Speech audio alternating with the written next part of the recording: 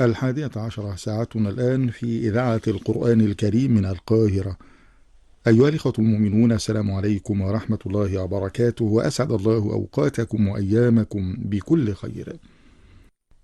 إذاعة القرآن الكريم من القاهرة.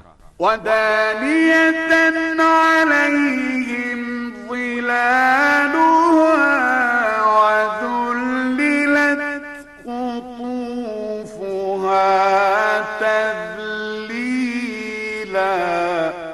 قطوف من حدائق الإيمان، برنامج يقدمه السيد صالح. أيها الإخوة المؤمنون، السلام عليكم ورحمة الله وبركاته.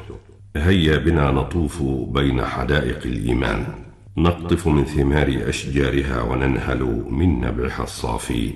لقد روي عن أبي هريرة رضي الله عنه قال: قال رسول الله صلى الله عليه وسلم: قال الله عز وجل: إذا تحدث عبدي بأن يعمل حسنة فأنا أكتبها له حسنة ما لم يعمل، فإذا عملها فأنا أكتبها ب10 أمثالها، وإذا تحدث بأن يعمل سيئة فأنا أغفرها له ما لم يعملها، فإذا عملها فأنا أكتبها له بمثلها.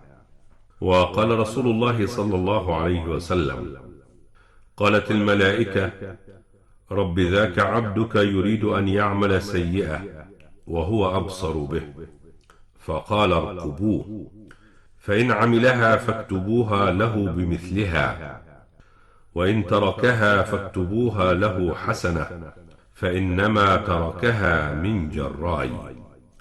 فهذا الحديث القدسي يبين عظيم فضل الله ورحمته بعباده، ويدفع المؤمن للعمل الصالح وكسب الأجر والثواب. فإذا هم العبد بعمل الحسنة ولم يعملها كتبها الله له حسنة كاملة. والهم المقصود هنا هو الذي يوجد معه الحرص على العمل، وليس مجرد الخاطر العابر.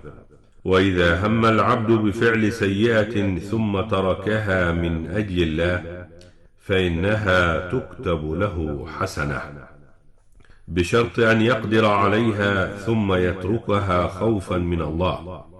ومعنى إنما تركها من جراي يعني من أجلي، فكل فعل كان لله خالصا